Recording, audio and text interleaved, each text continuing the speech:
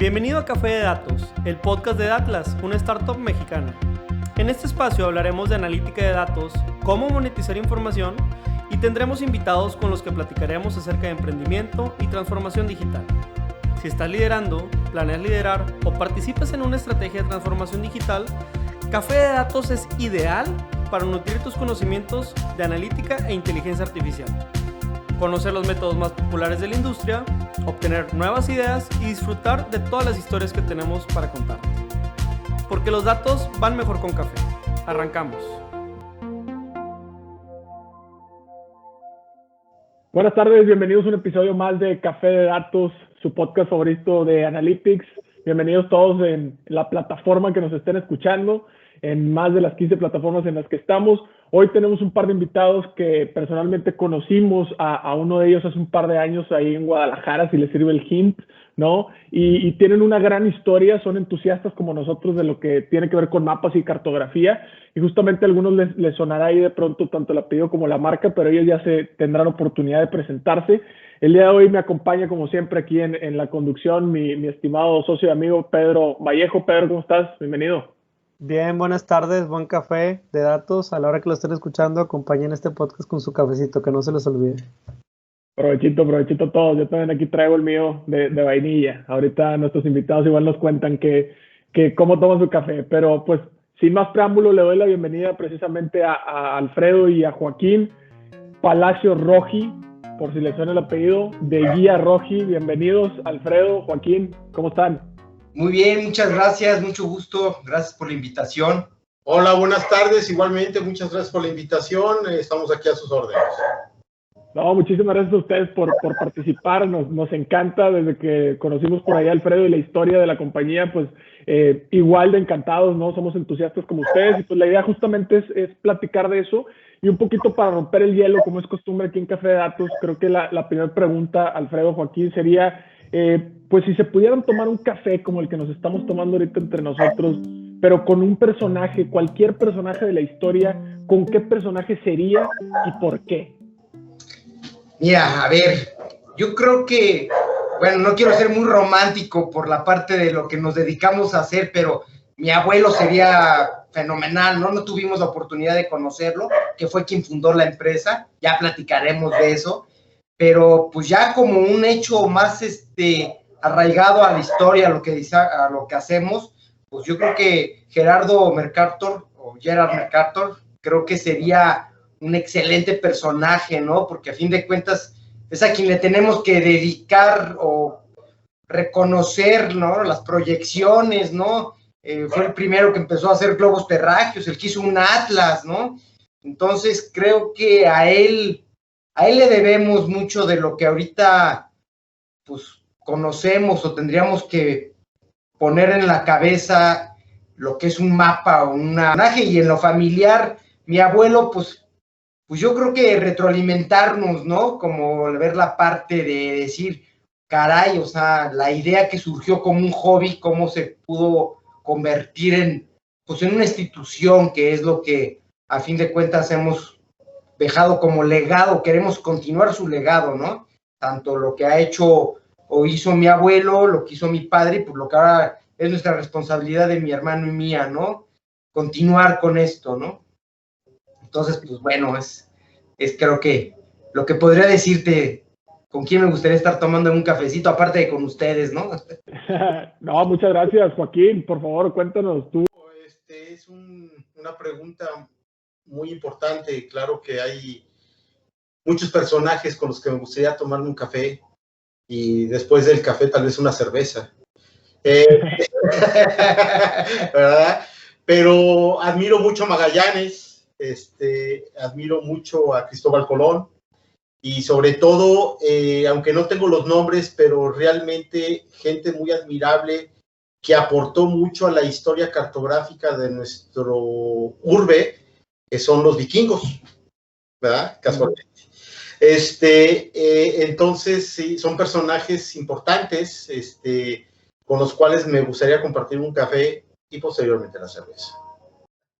por su fama. No, muchísimas gracias, muchísimas gracias. Y justamente digo, ambos me llamó mucho la atención cómo hablan de personajes que tienen que ver o están directamente relacionados con la historia cartográfica, ¿no? Con este tema de mapas y me encanta. Y justamente, pues aprovechando que somos entusiastas, que ustedes mismos son expertos, pues la idea es si nos pudieran empezar a elaborar o a contar un poquito más del desarrollo profesional que han tenido como empresarios y cuál ha sido o cómo ha sido su contacto con toda esta industria de la cartografía y de los mapas, ¿no?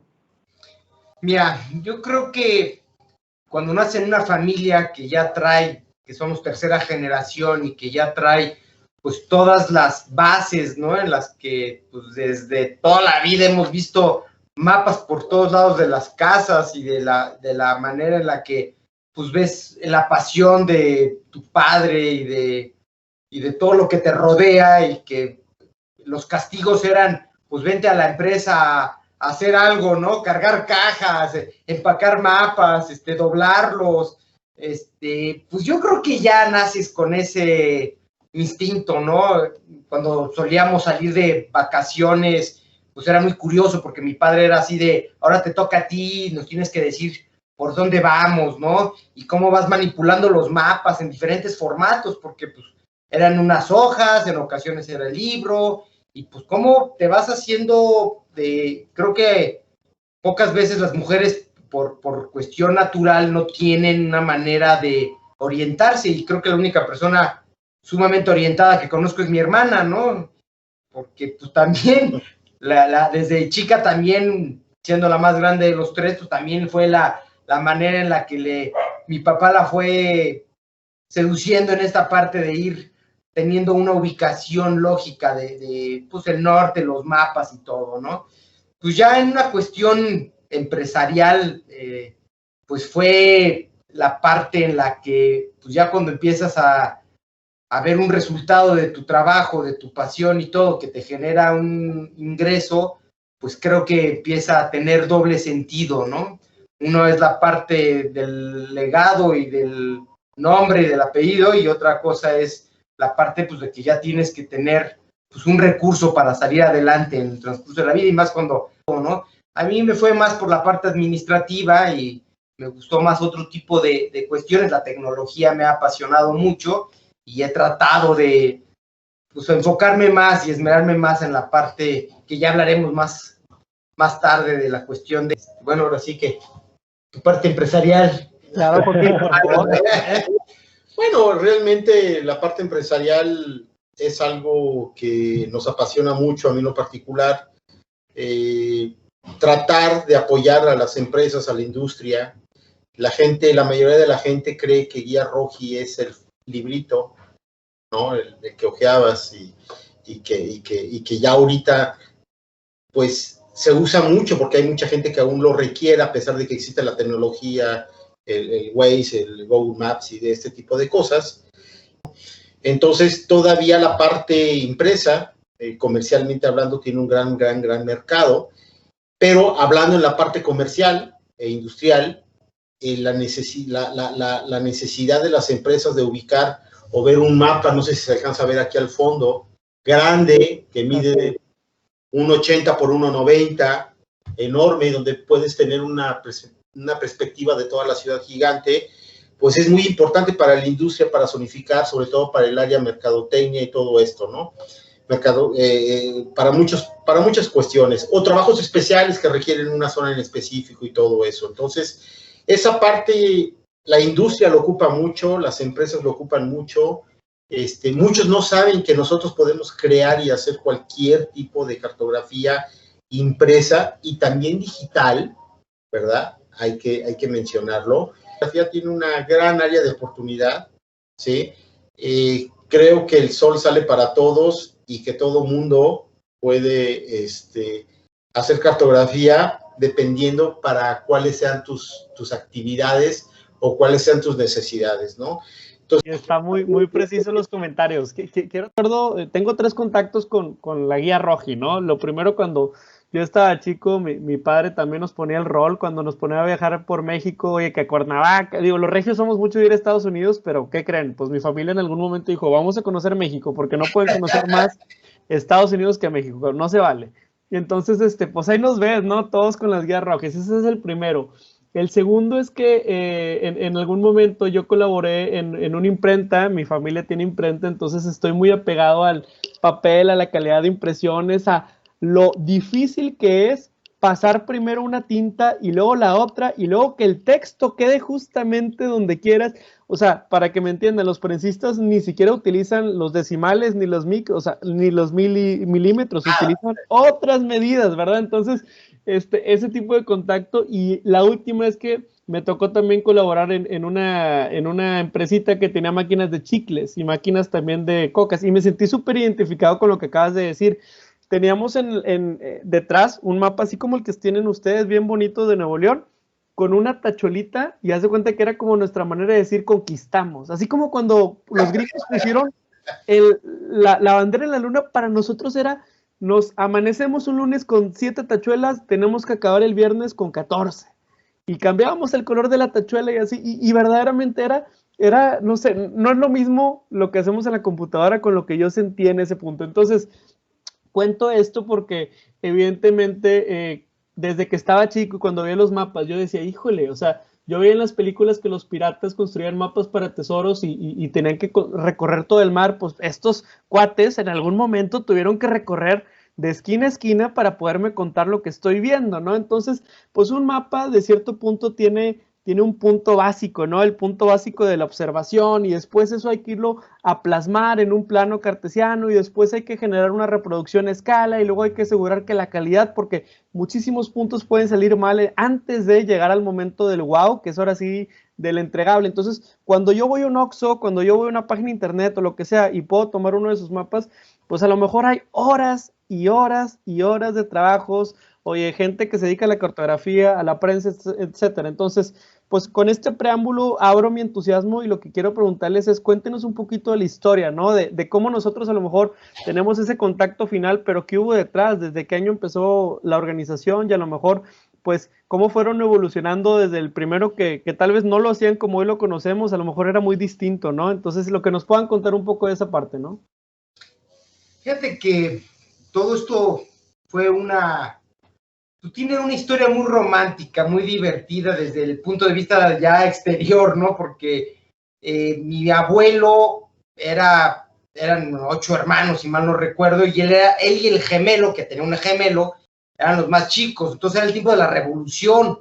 Entonces su mamá, para no tenerlo, y su papá, que escribía, mi bisabuelo escribía cuestiones en un periódico, pues decidieron de sacarlos de México, porque en ese entonces o se volvían militares o se volvían sacerdotes, con la finalidad del desvío que había en esa época tan difícil de México. Entonces los mandan a Estados Unidos. Entonces ellos se fueron a Estados Unidos, los mandaban a Nueva York.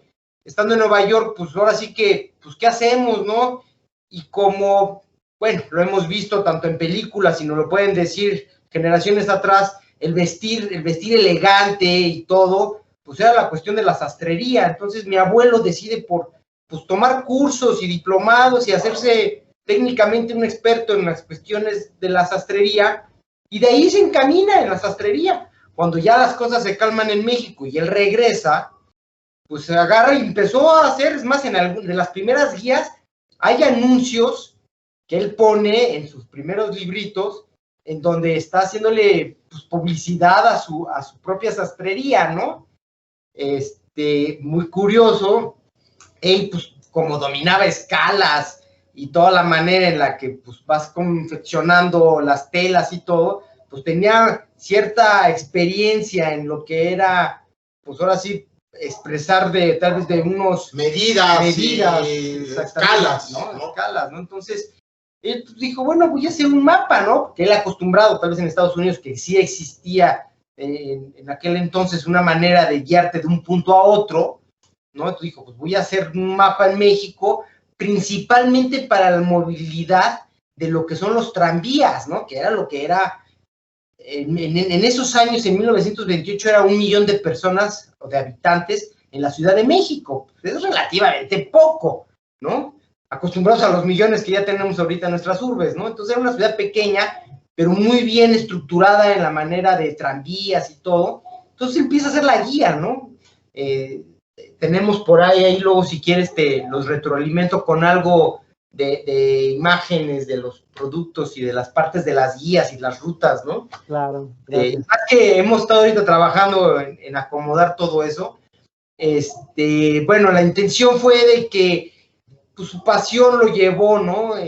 A como mi hermano lo platica y lo ha dicho varias ocasiones, es esa parte en la que empieza en 1928 la primera edición, pero hay un antes, ¿no? De que él venía trabajando, ¿qué? 1920, 21. 21 por ahí, porque nuestro abuelo, Joaquín Palacio Roji Lara, ¿sí? Él era sastre de oficio, ¿sí?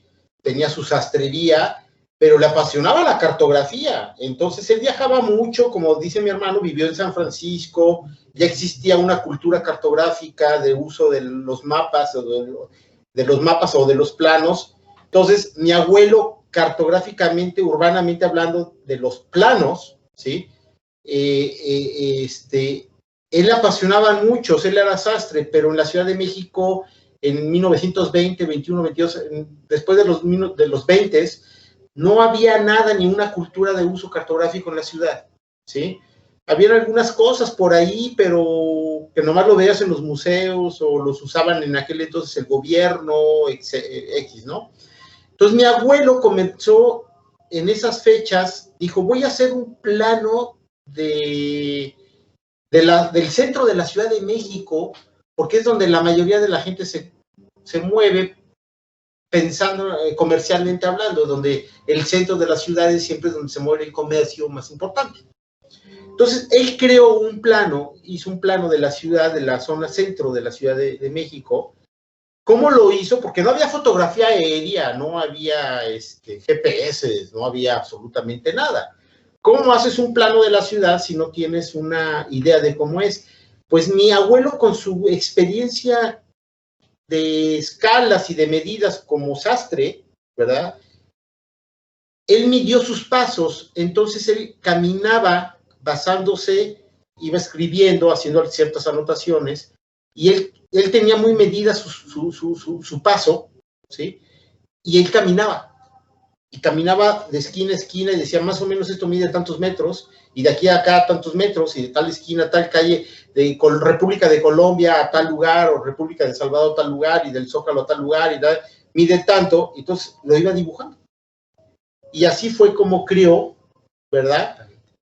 Un plano del primer cuadro de la Ciudad de México, cartográficamente hablando, con medidas y todo esto, hizo un dibujo, ¿sí? Le puso nombres, le dibujó y todo, hizo una impresión, mandó a imprimir poquitos, tengo entendido que fueron 100 ejemplares o 50 ejemplares de un planito del centro, diciendo, pues a lo mejor estos 50 o 100 me duran 1 año, 2 años, ¿verdad? Yo los voy a vender en mi sastrería, y pues resulta que los vendió en 2 o 3 días porque la gente le llamó la atención. Ah, caray, porque no habían visto algo así, a lo mejor. No habían visto algo así. Les digo que costaba 10 centavos, 20 centavos, no sé en cuánto los habrá vendido. Y posterior dijo, caray, pues ahora ya voy a hacer 300. Y entonces hizo 300 y los vendió en 1 semana, y entonces al grado que con el tiempo fue ampliando su área de cobertura, ¿sí? Y llegó un momento en el que dijo, a ver, esto ya me está dejando más que hacer trajes, sacos o lo que decía era pantalones, ¿no?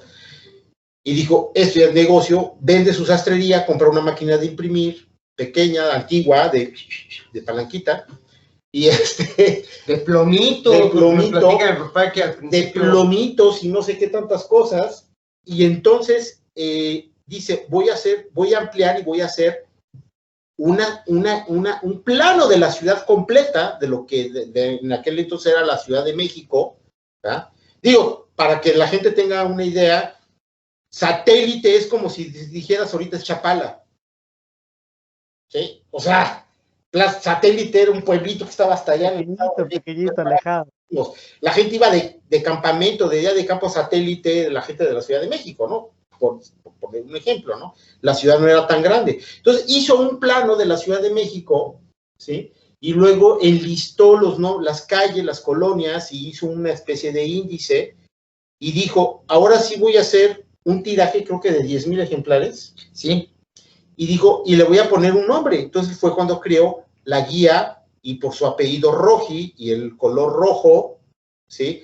Lo puso color rojo por la similitud del apellido, guía Roji. No tiene nada que ver con el color, pero el color rojo de la guía Roji es por la similitud al apellido. Entonces, asimismo, fue cuando él creó la guía Roji y la registró en 1928. 1928, así es. Fue cuando registró guía Roji, y entonces nuestro abuelo ya se decidió a cambiar de giro y se dedicó a hacer cartografía, a hacer mapas.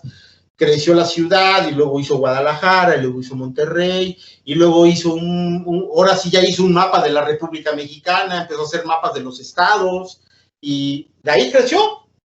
Wow. De ahí nació Guía Roji, y para el Real, ¿verdad? Sí, porque nuestro abuelo fallece en el 61, y es cuando mi padre, que en aquel entonces tenía 18 años, pues fue ya previo a que mi abuelo lo había estado, porque ya mi abuelo era una persona mayor, lo había estado enseñando, ¿no? Entonces, sí, mi abuelo empezó a tener hijos de una edad madura, 40 y tantos, 45 años, entonces, pues ya los hijos, pues ahora sí que ya le fueron quedando más jóvenes, ¿no? A lo que tal vez ahorita o en cierta época se fue acostumbrando, ¿no? Pero cuando ya mi abuelo empieza a enseñarle a mi padre, fallece mi abuelo y mi padre se quedó a cargo de la empresa a los 18 años, ¿no? Que el enfoque de que le dio ya fue un poquito más nacional, porque también hay que tomar en cuenta que empezó a crecer todo lo que fue México, ¿no? También hay que... Hemos ido adaptando a los cambios, porque a fin de cuentas las papelerías, como lo estamos diciendo de una manera muy romántica, pero pues también nos fuimos adaptando a las nuevas puntos de venta como Oxxo, que para nosotros fue un boom, ¿no? Es una anécdota muy chistosa, porque mi hermano y yo, que nos dedicamos mucho tiempo a la parte comercial, fue muy curioso porque en juntas que íbamos en México, en el corporativo, de repente decían, mi hermano y yo, oye, vamos a entrarle a los Oxxos. Pues sí, ¿no? ¿Cómo que sí? Y no nos creían, nos veían así como, oye, ahí venden cerveza, Coca-Cola, leche, papitas, ¿no? Oh, me lo pones entre las tortillas y el jamón. Ándale, exactamente, ¿no? Entonces fue muy curioso porque hasta mi hermano y yo dijimos, no, sí, es más, nos apostaron y dijeron a que no, no, sí, nos van a dar. Y mi hermano y yo en conjunto, porque yo me encargaba de la parte occidente y él de la parte norte, pues le entramos juntos y de repente, ¡boom!, abarcamos toda la República Mexicana. Sí. O sea, y fíjate que curiosamente eso con esas cadenas grandes fue un tema muy chistoso, porque no nos hacían mucho caso. La verdad es que ni 7-Eleven ni Oxxo decían, no, ¿para qué? Pero ¿qué tal cuando llegó la Fórmula 1 a la ciudad? Que la primera carrera fue en el Parque Fundidor, que para eso construyeron la pista del Parque Fundidor, ¿se acuerdan? En aquella época fue... Claro que sí, fue el Grand Prix, es correcto, no fue la F1, fue el Grand Prix, es correcto. Venían los socios principales de 7-Eleven, de hecho entramos por 7-Eleven, no tanto por Oxxo, fue por 7-Eleven, porque los socios que son americanos venían a la carrera porque patrocinaban un carro, 2 en aquella época. Y decían, oigan, ¿venden mapas en los 7-Eleven en la Ciudad de México, en la ciudad de Monterrey, ¿verdad? Pues no. Yo llevaba buscándolos como 3 años y no me dejaban entrar, que para qué, que eso no se vende, que no sé qué. Bueno, y curiosamente, en 2 días me dieron de alta los productos y surtí. En 2 días. En 2 días. Yo con mi gente, que tenía 2 choferes y una secretaria en aquel entonces allá en Monterrey, tuve que trabajar 24 horas, día y noche, para surtir todos los 7-Eleven de mapas del Parque Fundidor, todo alrededor, a 10 kilómetros alrededor. Para que cuando llegaron los dueños, entraran a una tienda, vieran un mapa de Monterrey, el Grand Prix. Vámonos. Y luego entró la competencia, llegó Oxxo y vio que habían, y también en 3 días ya querían que tuviera surtido todo. Turista y todo. nos han estado contando mucho y creo que todo el mundo nos podemos relacionar de los que nos están escuchando en el foro y nosotros mismos con este tema del mapa físico, de esa guía que alguna vez estuvo en estas tiendas de autoservicio, etcétera. Y justamente antes de pasar a este tema futurista, queremos preguntarles cómo es ese proceso, o cómo era ese proceso para tener esa guía o ese librito, ¿no? ¿Cuáles eran los pasos? ¿Cómo se pasó de esta parte del plomo a esa impresión, etcétera? Si nos pudieran contar, digo. Yo creo que alguien que puede platicarnos unos procesos de los 80s muy sabrosos, porque se fue a Japón a capacitar en cuestiones cartográficas, es mi hermano. Wow. Y él le va a entrar ahorita Buenísimo. aquí a darnos una explicación ochentera de cómo hacíamos los mapas, ¿no? Venga. La cultura cartográfica en nuestro país, del uso de la cartografía, hablando comercialmente, no quiero decir que no existiera antes de esto, porque sí existía militarmente, policialmente y otras cosas, pero comercialmente no era muy común el uso de la cartografía en la población, antes de 1928, etcétera, ¿no? La necesidad de la gente, conforme fueron creciendo las ciudades, Guía Roji nació en la Ciudad de México, no nació en la Ciudad de Guadalajara. Ahora ya la matriz la cambiamos a la Ciudad de Guadalajara, ¿sí? Por ciertos motivos o circunstancias. Sin embargo, la Ciudad de México fue la casa matriz, fue donde nació la Guía Roji. La Ciudad de México, pues como todos sabemos, es de las ciudades más grandes del mundo, ¿sí? Tanto en población, Así es. no tanto en extensión, pero sí en población. Entonces, la necesidad de tener que fragmentar, porque antes la Ciudad de México, el plano pues era un plano en una hoja de papel impresa completa, donde tú la doblabas y la desdoblabas y ya veías toda la ciudad. Pero fue creciendo tanto la ciudad hacia los lados, hacia arriba, hacia abajo y hacia los lados y todo eso, que ya no había manera que cupieran una hoja de papel que fuera manejable o manipulable por una persona, sobre todo dentro de un carro, ¿no? O sea, se hacía grandote. Ahí y dijo, a ver, hay que ponerle orden. En la ciudad de San Francisco, por ahí, de hecho, yo tengo ese ejemplar, yo tengo esa guía muestra en la ciudad de San Francisco. En la Ciudad de México ya no había manera de que cupiera, porque además ya era necesario agarrar y hacer un índice de calles y colonias para poder ubicar de dónde estaba en el plano, porque si no antes decías, oye, la calle X de X, pues búscalo en la hoja de papel de dónde está esa calle y esa colonia, ¿no? Entonces había que hacer un índice. Entonces, más o menos por ahí, no recuerdo bien, pero podría haber sido como 1928, 29, por ahí, donde nuestro abuelo crea lo que viene siendo el librito, donde viene la ubicación de calles y colonias, y entonces dijo, bueno, voy a hacer unas coordenadas, ¿sí?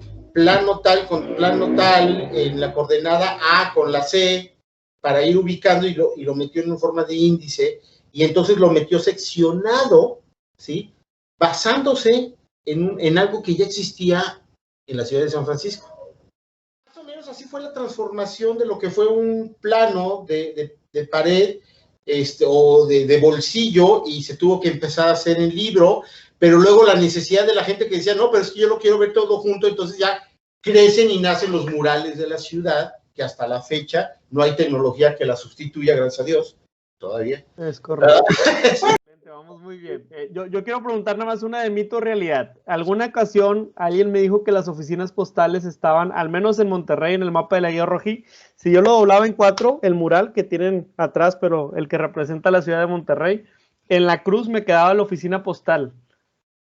La pregunta aquí ¿es cierto que las oficinas postales están al centro de los mapas? Es decir, me queda claro que en Japón el continente asiático viene en el centro, no como aquí, que vemos el continente americano. Ah, claro.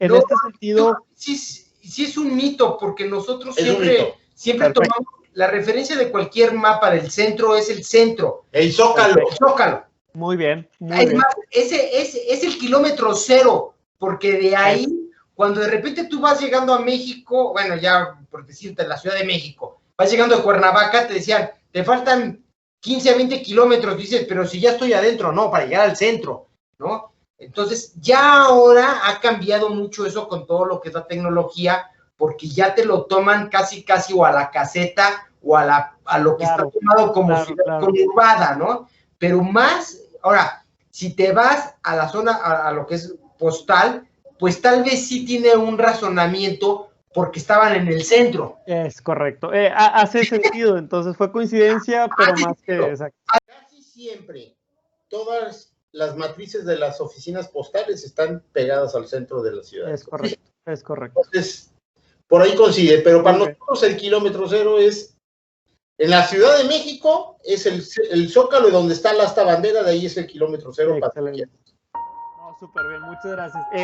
Dicen que también, una de las últimas preguntas antes de pasar ya a los temas más modernos es, una imagen vale más que 1000 palabras, pero cuando es un mapa, el mapa nos puede ayudar a contar historias, y me acuerdo mucho de un caso específico, los abogados, a veces les interesa mucho conocer los mapas, cómo estaba cierto terreno, cierta zona hace 10 años, hace 20, nosotros nos pasamos horas entretenidos viendo cómo la mancha urbana va creciendo cuando revisamos imágenes de hace 10, 20 y 30 años.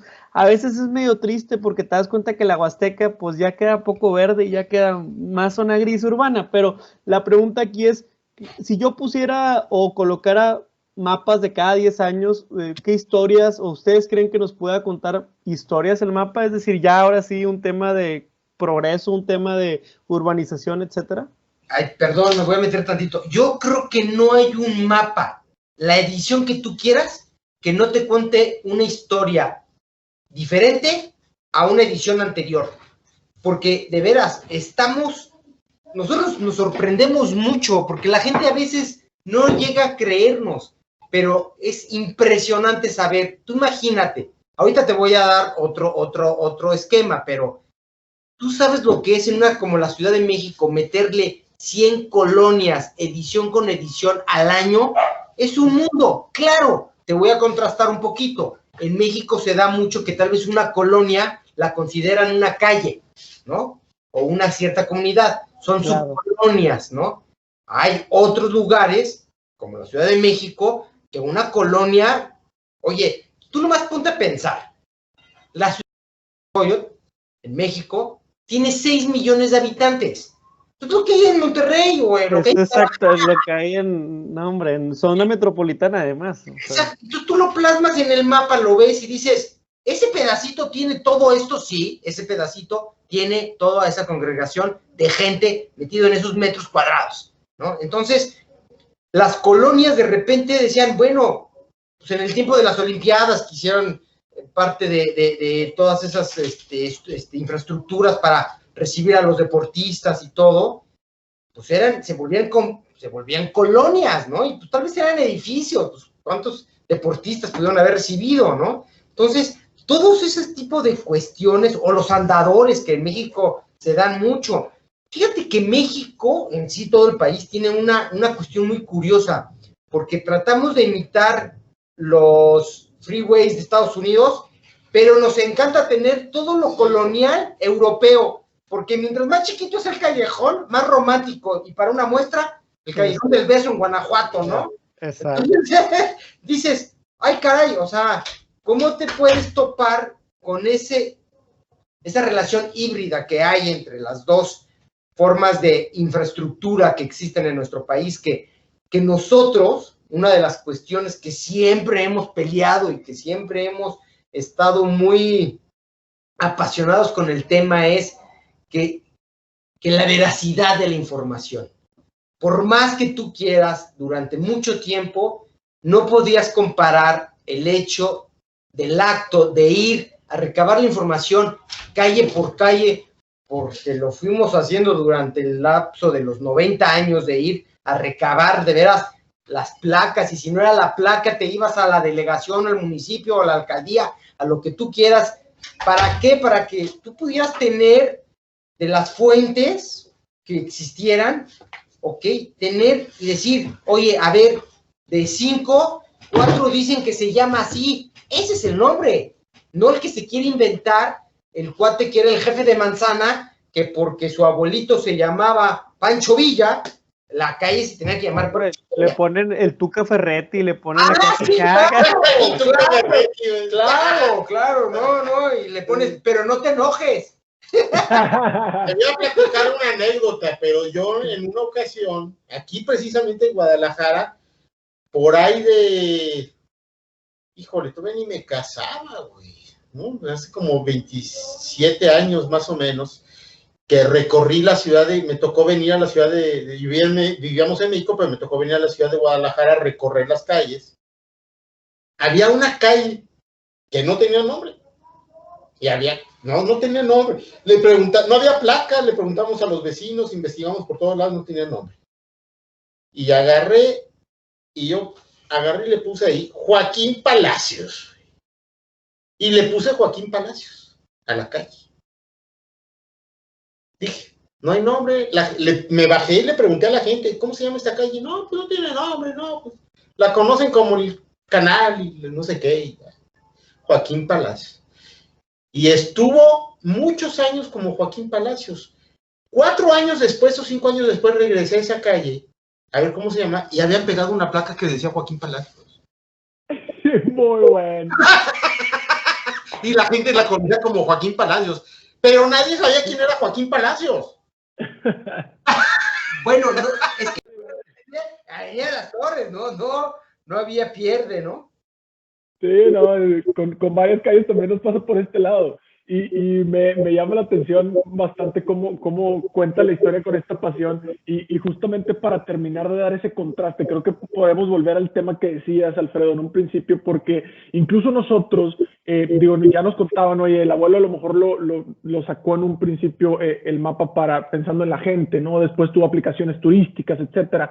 Nosotros justamente cuando fundamos Datlas, pues le vimos este otro uso, ¿no? A los mapas, ¿para qué? Pues para habilitar a los negocios a tomar mejores decisiones, etcétera. Y en ese sentido, pues, hemos visto, al igual que ustedes, al estar pegados en esta época o en esta era tecnológica, tantos cambios, tanta evolución, tanta revolución incluso en algunos lados, ¿no? Que se viene fuerte todo el tema de la inteligencia artificial, ya lo citaba Alfredo. Entonces, en este sentido, también preguntarles a ustedes como expertos, ¿qué nuevas aplicaciones visualizan o qué le espera en este futuro a todo este tema de la cartografía y de los mapas, ¿no? Entonces, ¿qué es lo que nosotros estamos ahorita tratando de reinventarnos, ¿no? Porque, pues bueno, como todas las empresas, hemos tenido nuestros descalabros y hemos tenido cambios de generaciones y hemos tenido unas circunstancias, que ya son historia, ¿no? Y vamos a dejarlas ahí, ¿no? La gente piensa que ya desaparecimos, pero estamos chavos, estamos jóvenes, tenemos muchas ganas de seguir retransmitiendo todo esto. Hemos ahorita sacado toda esa parte de los mapas por PDF, por JPG y por PDF, en los cuales los pueden descargar desde nuestra página de www.guiarroji.mx.com o .com.mx, cualquiera de las tres nos lleva a lo mismo. ¿Qué estamos tratando de hacer? Estamos tratando de hacer esto, que estamos estructurando los que son unos nuevos ebooks para que son unas guías turísticas. Ahorita, bueno, se nos retrasó con todo esto de la pandemia muchos proyectos. Son cosas que conllevan cierta inversión, que estamos también nosotros tratando de ver qué gente le quiere entrar a esto, porque ese es el problema que hemos ahorita con el que nos hemos llevado. La gente piensa que queremos seguir haciendo el impreso. El impreso se puede seguir haciendo bajo demanda y tiene una demanda más una cuestión popular y que queremos llegar a ese segmento. Y seguirla manteniendo sin perder la parte de impresos y de papel, pero también crecer mucho en la parte digital. ¿Y cuál es la parte digital que nosotros a la que estamos llevando? Nosotros tú velo desde un punto muy sencillo.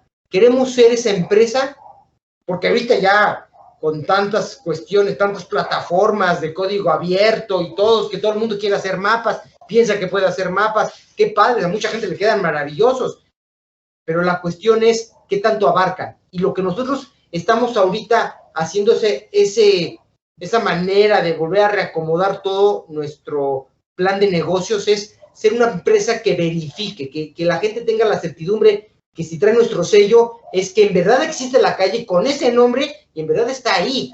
Porque yo puedo subirme a Waze y agarrar y ponerle ahorita editar el mapa, o en Google, o en, ya no se diga, OpenStreetMap. O sea, pues sí, es muy fácil. Cualquiera lo puede hacer, ¿no? Pero ¿quién te va a garantizar? Es como las fake news, ¿no? O sea, ve a la fuente. O sea, nosotros nos vamos a convertir. O sea, ¿por qué sigues viendo los noticieros? Porque entonces, como ya en los celulares y en los equipos te llega tanta información que dices, ¿será verdad? ¿Será mentira? Pues hasta que no las ven en las noticias. A ver si verifica todo eso que he escuchado en todas las redes sociales. Porque no nos perdamos, como lo comentamos o como lo hemos platicado, pues después de esto del dilema de las redes sociales, que está ahí sin hacer anuncio Netflix, pero es una plataforma a la que nosotros queremos asemejarnos porque queremos tener la cartografía sin anuncios, que es una cuestión que se tiene todo el fondo editorial, y no nomás del hoy, sino también del ayer, ¿no? Y que la gente pueda de repente, lo que hace rato nos preguntaba Pedro, ¿no? O sea, ¿qué pasa si un abogado está teniendo un litigio sobre una propiedad que hace 5 años no existía y ahora sí existe? Así se llamaba esta calle, porque luego eso legalmente confunde mucho en la cuestión jurídica, ¿no? Oye, ¿cómo se llamaba? Eso nomás lo tenemos nosotros, y claro que lo queremos compartir, pero tenemos que tener una rectificación por compartirlo. De hecho, me encanta. Muchas gracias por compartirnos eso. Como quiera, como habíamos platicado, pues tendremos ahí la discreción para compartirle a la gente lo que les guste este tipo de proyectos, entusiasma a otros, y a lo mejor hay gente que quiere regresar a este campo o quiere también empezar su carrera en este campo, que creo que es muy importante. Ya para llegar a un cierre, porque se nos está acabando el tiempo, me gustaría hacer una recapitulación para la gente que nos está escuchando.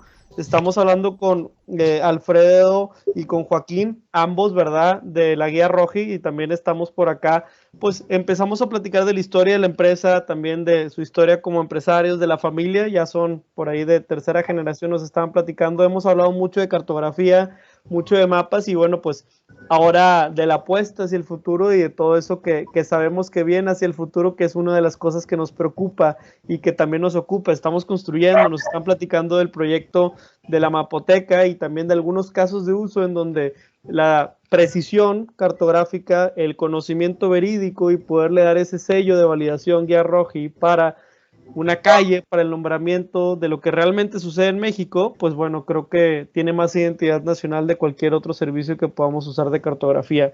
Entonces, en ese sentido, me gustaría como dar espacio un poco al cierre, a sus últimas reflexiones, y pues si pueden también algún mensaje de si a alguien le interesa entrar en este mundo de cartografía o de tecnología con cartografía, pues algún consejo que dieran de su parte, ¿no? Con su experiencia. Mira, yo quiero rápido nomás tomar lo que hemos estado ahorita ahí haciendo nuestros pininos con inteligencia artificial. Para nosotros estamos tratando de una cierta manera de plasmar el que con la inteligencia artificial se podría hacer muchísimo, porque meternos en un Big Data, en el hacer esos tipos de algoritmos que nos dé la facilidad de recuperar de una manera digital, ¿no?, toda esa información que se tiene, porque a fin de cuentas somos una empresa de información, y que la pudiéramos nosotros transformar y ponerla en una plataforma en la que pues cualquier empresa pudiera hacer un estudio de decir, oye, ¿hacia dónde fue creciendo la ciudad de X? ¿O hacia dónde fue creciendo las vías de comunicación? ¿O hacia dónde se fue, pues bueno, sabemos el mundo del que hablamos, ¿no? Eso sería una maravilla, ¿no? Conlleva dinero, conlleva invertirle a todos los algoritmos, ¿ok? Que pues a fin de cuentas, creo que eso es a lo que vamos, ¿no? Al que nos faciliten algo que pudiera o conllevar a un trabajo titánico, pues con esto de la inteligencia artificial podremos obtenerlo de una manera muchísimo más certera, veraz, rápida, eficaz, de bajo costo, y que creo yo, sin perder la parte humana, pudiera cumplir con ambas cuestiones, porque yo sí soy de las personas muy entusiastas en que no perdamos nuestra humanidad, o sea, no dejemos todo en manos. Es como yo siempre les he dicho a mis hijos, les he dicho, quieras o no quieras, aunque ya ahorita en mi generación nos peleábamos porque ¿para qué estudio las tablas de multiplicar si está la calculadora? Estoy igual con ellos, digo, lee un libro, o sea, no, en el formato que quieras, pero léelo, no pienses que todo es un video, o que aparte ya son videos de TikTok de 3 segundos que dices, ¿y qué pasó después, no? O sea, o ¿qué te dejó? Y ellos se emocionan, entonces dices, a ver, espérame, o sea, tu mente tiene que procesar, y tienes que tener y adquirir algo. Entonces esa es mi parte humana, ¿no? Esa es mi parte en la que cierro un poquito ya esta parte de decir, no dejemos de ubicarnos, no dejemos de apreciar lo que se ha hecho y que no cometamos los errores históricos de por no saber, cuestión informativa, cometamos errores que, híjole, como ahorita, simplemente sin meterme en cuestiones políticas, pero caray, lo vemos en los mapas. Tabasco, esa zona de ahí, es una zona en la que no deberían de hacer tipo de construcciones, ¿no? Sin meterme en temas, ¿no? Mejor hagamos el corredor de doble vía de tren para que podamos hacerle competitividad a Panamá, metámonos en ese tipo de rollos, ¿no? Que todo nos lo puede enseñar un mapa, ¿no? Pero pues a veces si nos basamos... El Xochimilco más grande del mundo. Pero bueno... Le dejo la palabra a mi hermano aquí para que... Bueno, pues muchas gracias. Yo termino esto. Bueno, somos muy sentimentales, somos muy románticos, la cartografía nos fascina, nacimos en esta familia, en este mundo cartográfico. Yo no he hecho otra cosa en mi vida nada más que esto, vivo de esto, pienso en esto, sueño con esto, y tenemos muchas ideas y muchas cosas maravillosas, sabemos cómo hacerlo, nos gusta hacerlo, y es una gran oportunidad. Pero somos grandes, tenemos más 94 años, de 1928, y queremos que esto dure otros 94 años, otros 100, 200 años, ¿sí? No nos vamos a dejar morir, no nos vamos a dejar caer, con o sin inversionistas, pero bienvenidos a quien le guste esto, y a quien le apasione, y a quien sea también visionario, bienvenidos. Con eso termino. Muchas gracias, se los agradezco. No, gracias a ustedes. Y justamente ya para cerrar o así, terminar de concluir, tenemos un pequeño jueguito que le llamamos Rapid Fire, ¿no? Tiene que ver, es una sorpresita que tenemos con cada invitado. Nosotros, la dinámica es muy sencilla, les vamos a dar un concepto que seguramente conocerán, ¿no? Y la idea es que ustedes nos digan si en su opinión está sobrevalorado o subvaluado, ¿sale? Sin mucha justificación, simplemente intuitivo, lo primero que se les venga a la mente. Y como para calentar, les pongo un ejemplo, ¿no? Por ejemplo, oye, Alfredo, Joaquín, ¿qué les parece? ¿Está sobrevalorado o subvaluado, por ejemplo, las carreras universitarias hoy en día? Sí, no, están sobrevaluadas. Perfecto. ¿Joaquín? Hijo, no sé qué decir. lo primero, sin miedo. Las o carreras, se vale pasar. Carreras que podrían existir, que no existen. La carrera cartográfica no existe en nuestro país, ¿sabías? Buen punto. Justamente ese era uno de los conceptos que les quería platicar. La cartografía en general, ¿no? Como una profesión, ¿está sobrevalorada o subvaluada? No existe en nuestro país sobrevaluada. No existe, solamente creo que en Japón y no sé si en España existe la carrera cartográfica. Estados Unidos, pero en México no. Perfecto. Ahora, esta mega tendencia que justamente Alfredo introdujo de inteligencia artificial, ¿se les hace que está sobrevalorada o subvaluada? Por lo menos aquí en México.